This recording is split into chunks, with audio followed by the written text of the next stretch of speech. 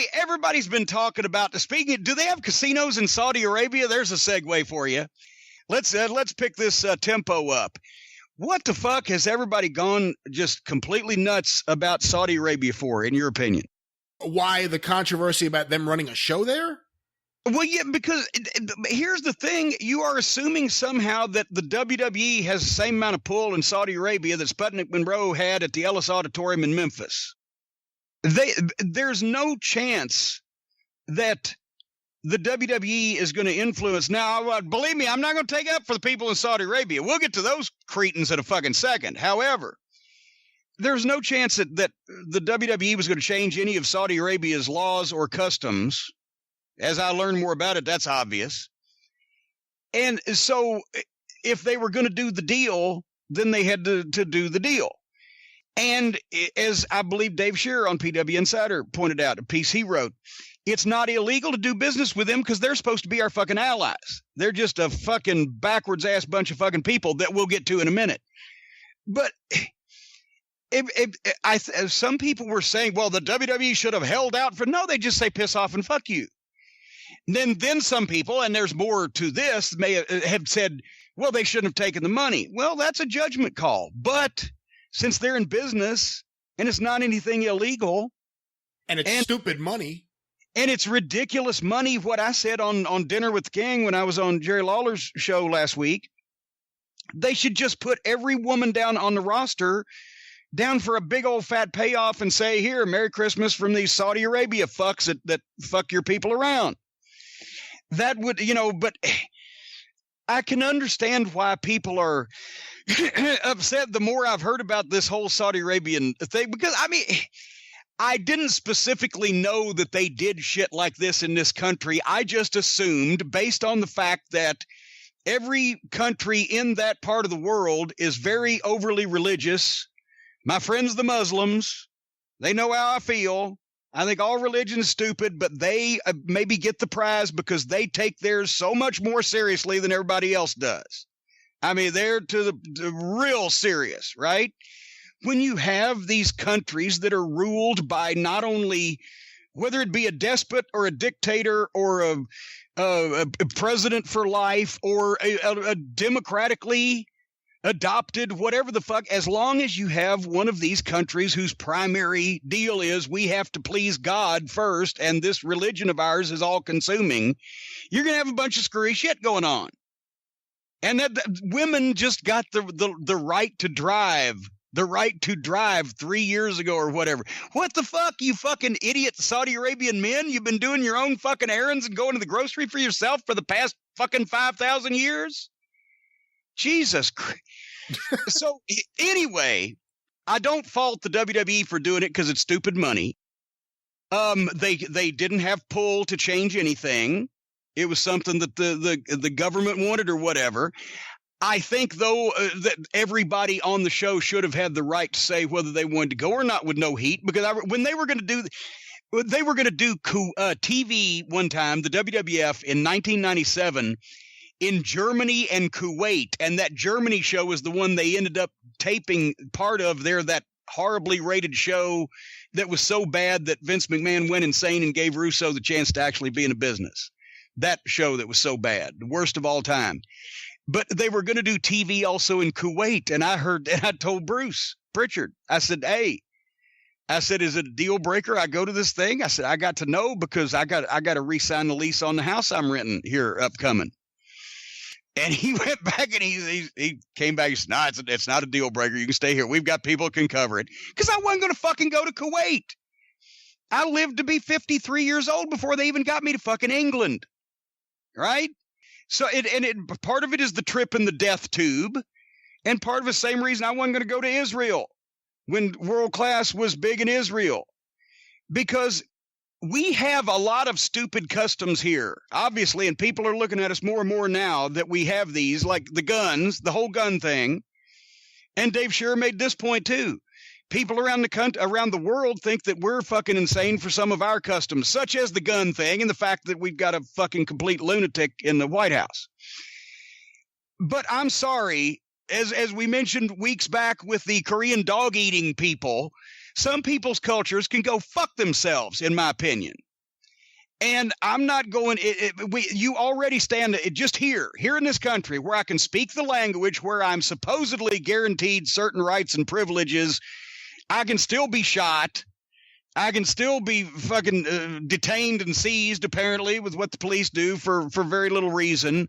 They can still fuck with you in certain ways, but they can't still fuck with you. And even though we do have a lunatic in the White House, they still can't fuck with you in this country as bad as they can fuck with you in those countries.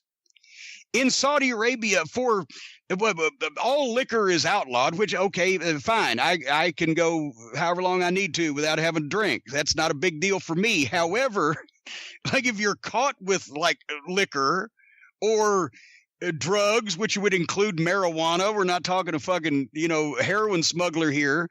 Penalties do include up to death by beheading.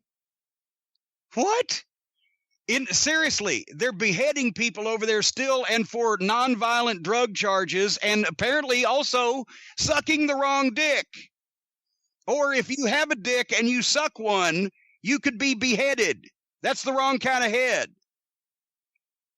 It's all about whether they have not only just the regular police, which I assume they have plenty of those, but they also have, and I forget what they call them, but a force of people, of civilian force of people that are like a religious police that go around, and if they see somebody in a public place doing something that's not supposed to be done, such as like, I guess, holding hands, if you're not married or all of that shit, they can tell you, modify your behavior. Don't do that shit. And if you're not very polite to them and immediately say yes, then you off somewhere you go to be detained and apparently butt fucked by all the fucking sexually frustrated people they must have over there. It's fucking ludicrous because the whole thing is predicated on don't make a God mad, our God, whatever their God version of God is. And the whole thing is orchestrated completely about their religion, and it's fucking frightening. And women have no rights, and the single woman can't go here. And the gays and lesbians are, oh boy, they got leprosy. You can't touch them or it'll fall off.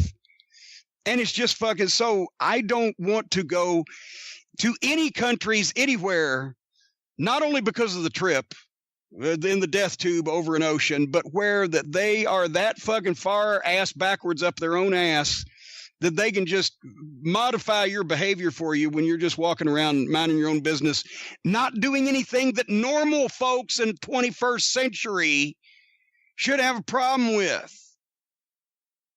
So for that reason, I wouldn't go to fucking Saudi Arabia, but I talked to a few guys at this show one time, this may be 10 years ago, at some independent show somewhere, and they said, we're getting ready to go to Australia. I was really, and I'm looking at these guys and I'm wondering, how did they get booked on, because it should cost a lot of money to bring somebody to Australia and put on a wrestling show or whatever. And found out they were getting they were going to work every night for 10 days and they were getting like $800. But they got the opportunity to travel to Australia, and that was a big deal for them. 30 hours in a fucking plane or whatever, and get beat up 10 days in a row and make $800, where you could make more money at goddamn, Walmart on the weekend. Maybe they just wanted to do it for the trip or, whatever. And I know they paid Brock $500,000 and, I'm sure Brock had his private jet whisk him right in and out or whatever, but I don't understand the whole thing. I don't understand having to go that far because we fucked up the business so far here.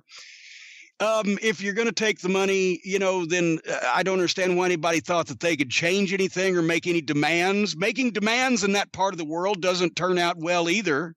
I think it's not that. I don't think anyone's thinking that they should have made demands. People are just saying they shouldn't have taken the money and run the show. People say they should have demanded that the girls be allowed to. Actually, some people actually. Give me a break. Some people did say that, but just the whole thing. But boy, once again, Saudi Arabia, not a place that is going to replace Hawaii anytime soon in a fucking paradise vacation location that you just love and have a good time in. And I don't want to go to places like that and don't intend to ever. You will not see me there for all those reasons, because they can fuck with you and get away with it. This is a plan right now in a lot of Middle Eastern countries where they're trying to pay not even top dollar, just ridiculous dollar to bring in worldwide entertainment to try to legitimize them, get them on the map, make it a destination.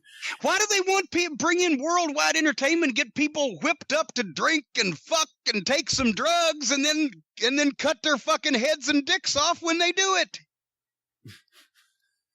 That's a very fair question. The fuck? You fucking morons. Throw those fucking sheets off. Let's see what's hiding under there. Maybe a bunch of brain suckers because you're fucking stupid. Did you hear that the Davaris are getting death threats based on their appearance? From who? Who did they piss off? Well, they had in the ring. See, parts of the show really felt. I saw it. I had it on in the background, and there were parts where I put the volume on, and then other parts where I just continued on with my day very happily. But it seemed like at times it was basically just a commercial for the Saudi Arabian Tourist Bureau. You know, like commercials like, here we are. We're on the world stage now. Now we drive cars. Now we do, like, it's one of those things. Now we drive cars. And I guess they had a training session there with Prince Albert or whatever his name is, Matt Bloom. Yes. And they had Saudi Arabian wrestlers trying out. I didn't know they even had Saudi Arabian wrestlers, but go ahead. Well, they picked 4, and I don't remember if they got contracts or they were just being highlighted. I think they got contracts because they were out there in front of the however many tens of thousands people in this sports arena, and they introduced them one by one, and then the Davaris come out with an Iranian flag, because that's one thing that we haven't looked at with wrestling yet. You know, inter-Middle East country feuds. Well, there you go. It seems like it worked. Yeah, and Sean Davari, I don't know his brother as well as I know Sean, but Sean is an incredible promo, and I've missed him as a talent just because he's so fucking good. As you know, as you just explained, there is an element, some people, some fanatics, who take the very tiniest thing and get very, very upset. So the Davaris coming out there waving an Iranian flag and talking about the supremacy that Iran constantly exhibits over Saudi Arabia. Even though they got their ass kicked, they still got death threats. I just saw this on Twitter just minutes ago, actually. This is from Davari's brother. This is a statement. During an appearance this past Friday, I portrayed a fictional character and played the role of the antagonist. No different than what other actors would do in a movie or TV show. That character does not reflect my personal views, and I apologize to anyone that may have been offended by the skit. I have an incredible amount of respect for the great people of Iran, and I'm very proud of my Iranian heritage. Thank you. He's blown his fucking no. He should have said, hey, if he dies, he dies, right? He should have said, hey, who the fuck is going to get mad? I said what I thought. Because what are the fucking people from Saudi Arabia going to come fly over here to fucking kill him? Boy, if then in that case, then he could go down in history. He would surpass Ron Wright to the level of heat. If somebody will buy a plane ticket from Saudi Arabia to come over here where he lives in Minnesota or wherever and fucking kill him, otherwise take the fucking death threats and hang them up on your wall like I did. No, don't ever. The fictional. Oh, see, that spoiled it for me. I was proud of the boy. And if they're careful with it, they could actually maybe hopefully make people in Saudi Arabia believe wrestling's real, since apparently they'll believe a lot of other fucking horse shit that civilized people in the known fucking scientifically enlightened world don't fucking believe in. So maybe they could actually make them believe wrestling is real, and they could draw some consistent money over there. But we've seen fans throw sodas. We've seen fans throw chairs into the ring. But we've never seen a stadium full of people throwing shoes at wrestlers they don't like. Oh, would that not be? That would be fucking. And do an angle. Yeah. Angle where the top fucking heel comes in and takes his fucking boot off in the middle of the ring and fucking rubs it in the fucking babyface's face, and the goddamn babyface vows revenge. Have the match where if the babyface loses, the heel gets to behead him right in the middle of the ring. Can I be honest with you? Beyond the idea that some of their social views are reprehensible by my standards and a lot of other people's standards. Not reprehensible, just stupid and inconvenient even for their own people. And that to me is the epitome of stupid. But if you were going to have a promotion, wouldn't you like to have a promotion where you know there are rules? Like, it's not even like I have a commission or anything. No, these are the government's rules.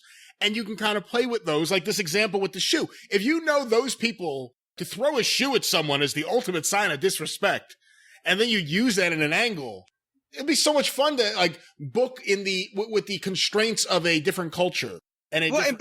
But besides that, more importantly, with a virgin audience. Yeah. Because they've never seen this shit before, right? But then again, wait a minute. I've just established that they're fanatical fucking religious nuts and fucking homicidal cretins. And so do we really want to make people like that as mad as we used to make the people in Arkansas? Maybe not.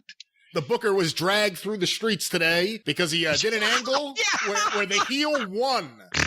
And he was dragged through the streets. That would have been, that's why I told him in World Class that I wouldn't go to Israel. I said, I can see the fucking headline, fucking terrorist kidnap noted American wrestling manager, hold him in closet and piss on him. And fuck, we went to Charlotte. I never knew you turned them down for Israel. You never told me that they. Well, I didn't turn them down because we got out of there beforehand when we heard, because when you first heard in the wrestling business, right?